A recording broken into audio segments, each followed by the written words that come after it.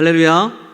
네, 수요예배 나오신 우리 모든 성도님들 하나님의 은혜와 평강이 충만히 임하기를 주님의 이름으로 간절히 축복합니다. 오늘 함께 읽은 이 본문의 말씀을 가지고 교회론 세 번째 시간, 교회의 보편성이라는 제목으로 오늘 하나님의 말씀 나누기 원합니다. 두 번째 시간, 지난 시간에서는 이 무형교회와 유형교회에 대해서 우리가 함께 좀 살펴보았습니다. 그래서 유형교회는 무형교회를 포함한다. 무형교회는 유형교회를 통하여 그 실체가 드러난다. 기억나시죠? 그래서 이 지상의 모든 이 유형교회가 불완전하지만 하나님께서 여전히 불완전한 유형교회를 사용하시는 이유는 하나님께서 교회를 사랑하시기로 작정하셨기 때문에, 그리고 유형교회에 소속된 모든 이 성도들은 이 유형교회가 가진 모든 단점들을 극복하는 이 장차 우리에게 다가올 그 완전한 무형교회를 소망하면서 그날을 준비하며 담임 목사님께서 말씀하셨지만 천국의 상급을 쌓는 신앙생활을 해야 한다, 이렇게 말씀드렸습니다.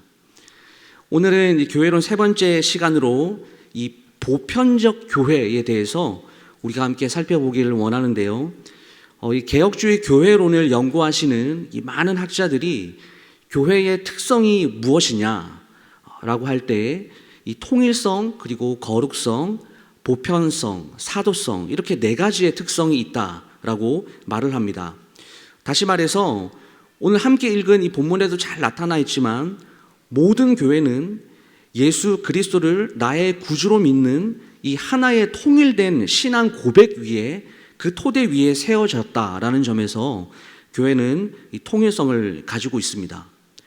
그리고 하나님께서 그 교회를 구성하는 모든 성도님들을 창세전부터 미리 예정하시고 작정하셔서 구별하셔서 선택하셨다라는 점에서 교회는 거룩성을 가집니다.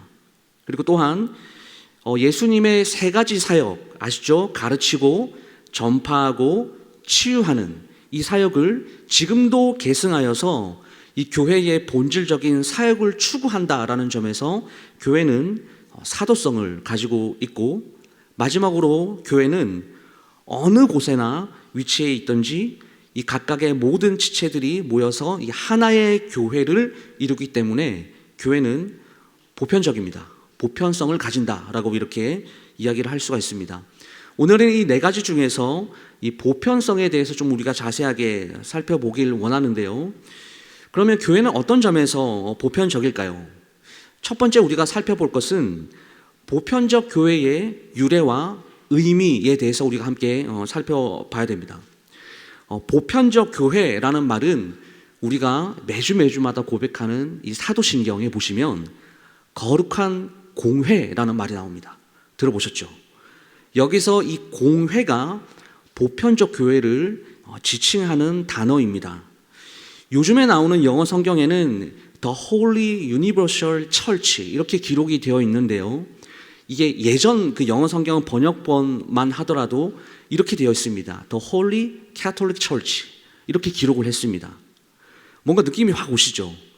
그래서 원래 이 거룩한 공회는 사실상 거룩한 카톨릭 교회 이렇게 됩니다.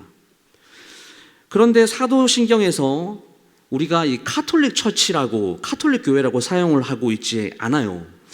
아마도 이 카톨릭은 이 구교의 상징이 되고, 그리고 이 종교 교역자들에 의하면 그 당시 이단과 마찬가지로 좀 정제가 되었기 때문에 거룩한 카톨릭 교회라는 말을 사용하지 않고 거룩한 공회라고 사용을 한 것 같습니다. 그러면 이 카톨릭이라고 하는 이 단어의 뜻이 좀 궁금해지지 않으십니까? 안 궁금하시면 안 돼요. 이쯤 되면 이 단어가 궁금해져야 됩니다. 본래 이 카톨릭이라는 말은요, 헬라어 카톨리케라는 단어를 그대로 이 로마자로 옮긴 말인데요. 이 말의 뜻은 이 강의 안에 이 빈칸이 되어 있습니다. 한번 기록해 보시면 좋아요. 보편적이다, 그리고 일반적이다, 우주적이다 라는 뜻을 가지고 있습니다. 너무나 멋진 단어 아닙니까? 근데 이 말을 사도신경 제일 처음에 이 보편적 교회를 넣은 이유는 초기 기독교에서요, 이 예수 그리스도의 십자가의 구속의 그 원리를 멀리하고 복음의 진리를 벗어난 그 이단 종파들과 혼란에 빠진 여러 종파들을 경고하면서 예수 그리스도께서 주인이 되시는 아주 전통적이고 복음적인 교회를 이 총칭하여서 하나의 교회, 한 교회, 이것을 강조하려고 했기 때문입니다. 그래서 교회는 어떤 한 개인의 소유물이 아니고 전 세계를 주관하시는 하나님의 교회, 전 세계의 교인들이 예수를 구주로 고백하며 하나님께 감사의 찬송을 드리기 위해서 모이는 공동체이기 때문에 우리가 교회가 보편적 교회다, 보편성을 가지고 있다, 이렇게 이야기를 하는 것입니다. 이 제네바 요리문답 97문을 보게 되면요, 이 교회의 보편성에 대한 의미를 이렇게 설명합니다. 성도들의 머리는 단 한 분뿐이시고 모든 신자들은 이 한 몸 안에서 연합되어 있어야 한다라는 뜻, 이렇게 이야기를 하면서요, 그러므로 여러 교회들이 있는 것이 아니라 전 세계에 흩어져 있는, 저 노란색 글씨 보이시죠? 단 하나의 보편적인 교회가 있을 뿐이다, 이렇게 제네바 요리문답 97문은 이야기합니다. 그러면 우리가 여기서 이렇게 한번 생각해 볼 수가 있겠죠. 그러면 이 어떤 부분에서 교회가 보편적인가? 우리가 이 교회가 보편성을 가진다라는 것을 어떤 부분에서 이렇게 이야기할 수 있는가? 첫 번째는요, 교회는 어떤 특정한 장소나 나라에 매여 있거나 거기에 한정되어 있지 않고 온 세상에 존재하고 있다라는 부분입니다. 그리고 두 번째, 교회를 구성하는 그 계층들을 보게 되면 어떤 특정한 계층의 사람들만 구성원으로 들어올 수 있는 것이 아니라 모든 민족에 속한 모든 계층의 사람들로 구성이 된다라는 부분입니다. 여기서 모든 민족에 속한 모든 계층의 사람들이 교회의 구성원이 될 수 있다는 게 중요합니다. 세 번째는 어떤 시간적인 부분에서 모든 시대를 통틀어서 예수님께서 재림하시는 그날까지 이 땅의 교회는 계속 세워질 것이고, 그리고 여전히 교회는 존속할 것이고 교회가 계속 이어나갈 것이다 라는 그런 부분 때문입니다. 정리하면 교회는 모든 장소, 모든 사람, 모든 시대에 걸쳐 있기 때문에 이것 때문에 교회는 보편성을 가진다라고 그렇게 부르고요, 우리는 교회가 그러한 교회다라는 것을 지금 믿고 있습니다. 두 번째는 이제 성경을 통해서 드러나는 교회의 보편성에 대한 부분을 좀 살펴보기 원하는데요, 우리가 교회의 보편성을 생각할 때에 이 교회의 시작이 대체적으로는 신약 시대 그 이후에 시작됐다 이렇게 알고 있는데, 그것이 아니라 신약 시대 그 이전부터, 구약 시대 때부터 교회는 있었습니다. 여러분, 교회가 무엇입니까? 예수 그리스도를 구원자로 믿는 사람들의 모임 아니겠습니까? 그런데 이 구약 시대에 이스라엘 백성들은 어떤 신앙이 있었냐면요, 하나님께서 장차 우리 민족 가운데 보내주실 그 메시아, 우리가 알고 있는 그 예수 그리스도를 믿음으로 구원을 받았다, 우리가 이렇게 이야기를 할 수가 있습니다. 그러니까 이런 의미에서 구약 시대의 이스라엘 백성은 예수님을 믿는 그 믿음의 공동체, 즉 교회였다라고 말을 할 수가 있어요. 더욱더 놀라운 사실은요, 이 구약 시대에도 이 믿음의 공동체는 다른 민족과 다른 나라에 대해서, 특별히 이방인들에 대해서 이 교회가 폐쇄적이지 않았다라고 하는 사실입니다. 오히려 그 문이 이렇게 활짝 열려 있었어요. 비록 이방인이다라고 할지라도 하나님을 찾고 구하고 하나님께로 돌아와서 그분을 믿으면 그 이스라엘 백성, 그 이스라엘 공동체 그 백성으로 받아들여졌다라는 것입니다. 다시 말해서 교회의 일원으로 구원받는 하나님의 백성으로 받아들여졌다라는 뜻입니다. 성경은 이 사실을 너무나 분명하게 기록하고 있습니다. 열왕기상 8장 41절에서 43절까지의 말씀을 보게 되면 이런 말씀이 있습니다. 또 주의 백성 이스라엘에 속하지 아니한 자, 곧 주의 이름을 위하여 먼 지방에서 온 이방인이라도 그들이 주의 크신 이름과 주의 능한 손과 주의 펴신 팔의 소문을 듣고 와서 이 성전을 향하여 기도하거든. 우리 43절 말씀 한번 다 같이 한번 읽어볼까요? 시작. 주는 계신 곳 하늘에서 들으시고 이방인이 주께 부르짖는 대로 이루사 땅의 만민이 주의 이름을 알고 주의 백성 이스라엘처럼 경외하게 하시오며 또 내가 건축한 이 성전을 주의 이름으로 일컫는 줄을 알게 하옵소서. 아멘. 뿐만 아니라 사도행전 45장 22절 말씀을 보게 되면, 이사야 45장 22절 말씀을 보게 되면 땅의 모든 끝이여 내게로 돌이켜 구원을 받으라. 나는 하나님이라 다른 이가 없느니라. 여러분, 이게 무슨 말일까요? 구약 시대 때부터 이미 교회라는 것은 시간적인 면에서 보나 어떤 구성원에 있어서 보편성을 가지고 있다는 뜻입니다. 그리고 신약 시대에 이르러서 교회는 이 시간과 구성원에 있어서 뿐만 아니라 이 공간적인 면에서까지 보편성을 띠게 되었다. 다시 말하면, 쉽게 말씀드려서 주 예수 그리스도의 복음이 그 이스라엘 백성들이 살고 있는 그 지역을 뛰어넘어서 그 복음이 전 세계로 퍼지기 시작했다. 이렇게 이야기할 수가 있어요. 사도행전 1장 8절 말씀과 그리고 8장 1절 말씀 그리고 14절 말씀에서는요, 이렇게 이야기합니다. 오직 성령이 너에게 임하시면 너희가 권능을 받고 예루살렘과 온 유대와 사마리아와 땅끝까지 이르러 내 증인이 되리라.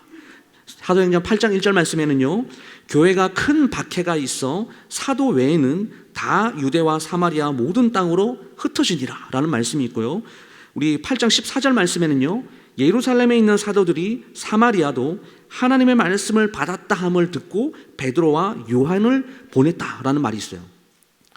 사랑하는 성도 여러분, 우리 예수님께서도 제자들에게 그들이 머물고 있었던 그 예루살렘 지역을 뛰어넘어서 어디까지 복음을 전하라고 명령하셨습니까? 땅끝까지 복음을 전하라고 명령하셨습니다. 그러나 그 후에 얼마 되지 않아서 이 초대교회 안에 예수님을 믿는 사람들이 엄청난 박해를 당하게 되었죠.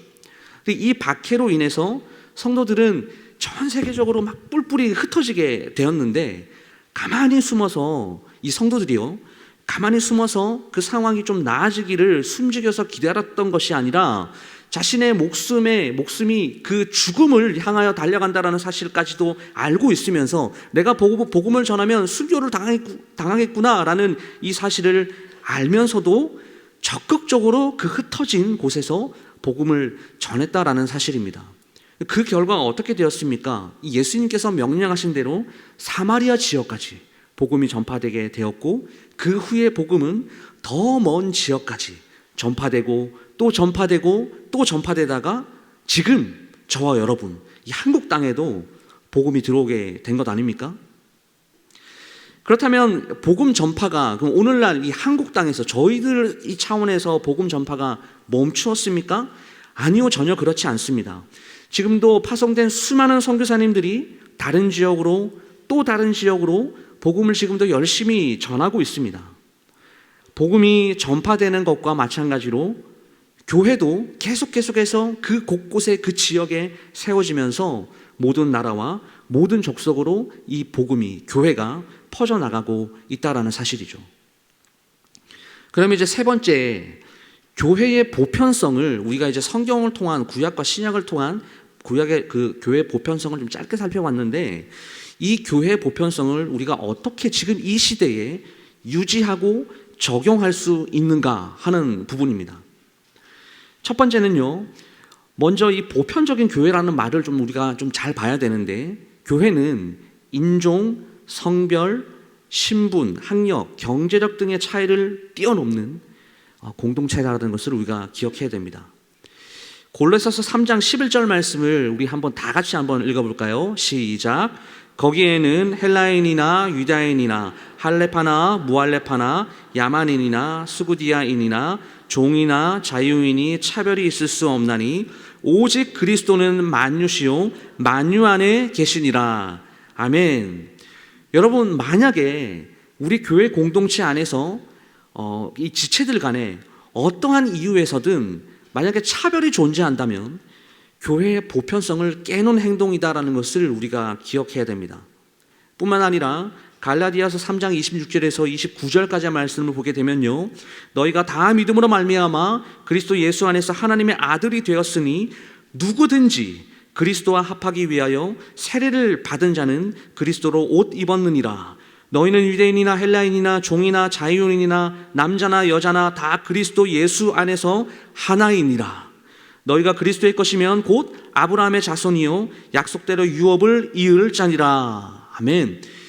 여기서 사도 바울이 그리스도 안에서는 우리는 유대인이나 헬라인이나 종이나 자유자나 남자나 여자나 다 할 것 없이 그리스도 예수 안에서 모두가 다 하나다라고 이야기를 하고 있습니다.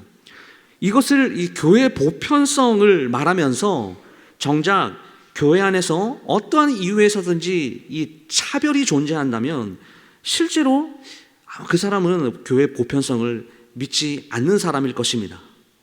사랑하는 성도 여러분, 왜 이런 말씀을 드리냐면요, 성경은 차별이 죄라고 말을 하고 있어요. 야고보서 2장 1절 말씀과 2장 9절 말씀을 보시게 되면 내 형제들아 영광의 주 곧 우리 주 예수 그리스도에 대한 믿음을 너희가 가졌으니 사람을 차별하여 대하지 말라. 우리 9절 말씀 한번 다 같이 읽겠습니다. 시작. 만일 너희가 사람을 차별하여 대하면 죄를 짓는 것이니 율법이 너희를 범법자로 정죄하리라. 한 교회에서 신앙생활을 하면서도 나와 성격이 다르다고 다른 누군가를 차별한다면 그것은 분명히 죄를 짓는 것입니다. 나보다 더 잘났고 혹은 못났고 나보다 어리고 나이가 많고 나보다 더 오래 교회를 다녔다라고 해서 혹은 더 적게 다녔다라고 해서 그 어떤 이유로든지 다른 사람을 차별하면 하나님께서는 오늘 야고보서 말씀에 그 사람을 범법자처럼 정죄하신다라고 이야기를 하고 있죠. 여러분, 물론 이 현실적으로 교회 모든 성도들과 사실 다 좋은 관계로 지내는 것은요, 불가능에 가깝습니다. 왜냐하면 우리 모두가 다 불완전한 존재이기 때문이죠. 하지만 여러분 기억하실 것은 친하게 지내지 않는 것과 그 사람을 밀어내고 그리고 외면하고 소외시키는 것은요, 분명히 다른 문제라는 것입니다. 예를 들어서 어떤 분과 같은 소그룹이 되고 싶을 수는 있습니다. 그리고 때로는 그렇게 되지 않았을 때 아쉬워할 수도 있습니다. 충분히 다 이해를 하죠. 하지만 친밀하게 지내는 분과 같은 소그룹이 되지 않았다라고 해서 교회를 옮기겠다 말겠다라고 하는 것은요, 친밀한 그 한 사람 외에 다른 모든 사람을 차별하는 일입니다. 뿐만 아니라 반대의 경우도 마찬가지입니다. 저희 교회 청년들은 그러지 않는데요, 제가 이 청년 사역을 하면서 만나는 청년들 중에서 간혹 이런 친구들이 있습니다. 목사님, 저는 이 친구들이랑 같은 소그룹이 되는 게 너무나 싫어요 하면서 소그룹을 바꿔달라고 한다든지, 아니면 이 친구가 수련회를 가면 저는 수련회를 안 가겠습니다 라고 한다든가, 이 사람이 양육반에 들어가면 저는 양육반 안 들어갈래요 라고 하는 이런 청년들을 좀 사역하면서 만나기도 합니다. 여러분, 이런 것은 분명 노골적으로 그 사람을 차별하는 행동이다라는 것을 우리가 기억해야 됩니다. 이렇게 차별하고 정죄하고 판단하는 사람들을 이 교회 안에서 하나님께서 어떻게 대하신다고요? 만일 너희가 사람을 차별하여 대하면 죄를 짓는 것이니 율법이 너희를 범법자로 정죄하리라. 교회 안에서는 어떠한 차별도 존재해서는 안 됩니다. 두 번째, 다음으로 우리가 교회의 보편성을 유지하기 위해서는 전도와 선교적 사명을 감당해야 한다는 것입니다. 여러분, 이것은 교회가 그리스도의 명령에 따라서 사람들에게 복음을 전하는 것이기 때문입니다. 예수님께서 우리에게 명령하신 것이 무엇인지 기억하시죠? 모든 족속을 제자로 삼으라 라는 거 아니겠습니까? 그래서 이 보편적 교회에서는 전도와 선교는 교회의 본질적인 사명이고, 그리고 이 예수님의 명령을 정직하게 수행함으로써 교회는 사람들의 영적인 필요를 충족시키고 그리고 세상을 변화시키는데 아주 중요한 역할을 감당할 수 있습니다. 우리 교회도요, 이 코로나 기간 동안에 멈추었던 그 전도 다시 시작한 거 여러분 아시죠? 많이 동참해 주시길 바랍니다. 복음을 전하여서 예수 믿는 사람, 그 한 사람 예수 믿는 사람 만드는 것, 그래서 그렇게 모인 사람으로부터 또 다른 교회를 낳는 것, 이것이 너무너무 중요한 이 선교 아니겠습니까? 교회가 다음 세대를 신앙으로 양육하는 것, 그리고 예수님을 모르는 나라, 그 민족에게 복음을 전하고 교회를 세울 때에 그 교회의 보편성을 잘 유지하고 지킬 수 있다는 사실을 우리가 반드시 기억해야 합니다. 세 번째는 본질적으로 우리 교회는 보편적 교회에 속해 있다라는 것을 항상 기억해야 합니다. 그것은 이 교회가 언제나 믿어야 할 이 보편적인 그 하나의 신앙 고백을 우리가 붙잡고 있어야 된다라는 뜻입니다. 교회가 보편적인 신앙 고백을 갖는 것은 그 교회가 어떤 믿음과 어떤 가치를 가지고 있는지를 분명하게 보여주는 아주 중요한 요소 중에 하나입니다. 여러분, 교회는 공동체이죠. 교회는 공동체입니다. 교회를 구성하는 모든 성도가, 이게 무슨 말이냐면 성도가 지체가 되었다라는 것, 그 지체가 되었다라는 것은 무엇입니까? 강의 하나만 기록해 보세요.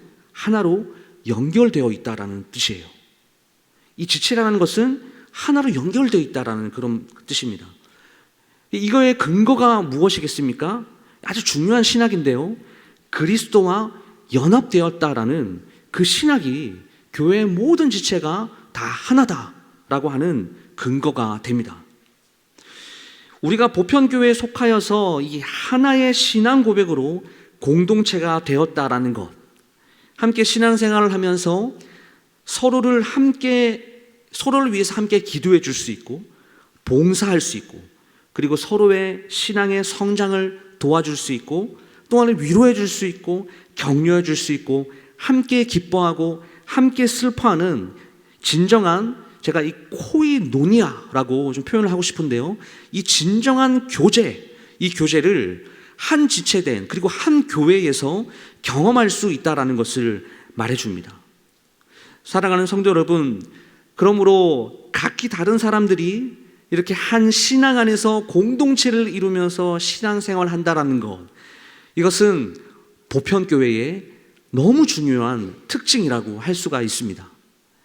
이 사실을 기억하고 공동체 안에 거하기를 더욱더 힘을 쓰고, 그리고 모이기에 힘쓰고, 한 신앙 고백 안에서 지체들과 이 공동체의 모든 성도들과 친밀한 교제를 나누면서 보편교회가 줄 수 있는 그 모든 유익을 하나님으로부터 공급받으며 기쁘고 즐거운 신앙생활을 하시는 사랑하는 모든 성도님들이 다 될 수 있기를 주님의 이름으로 축복합니다. 말씀을 마무리하겠습니다.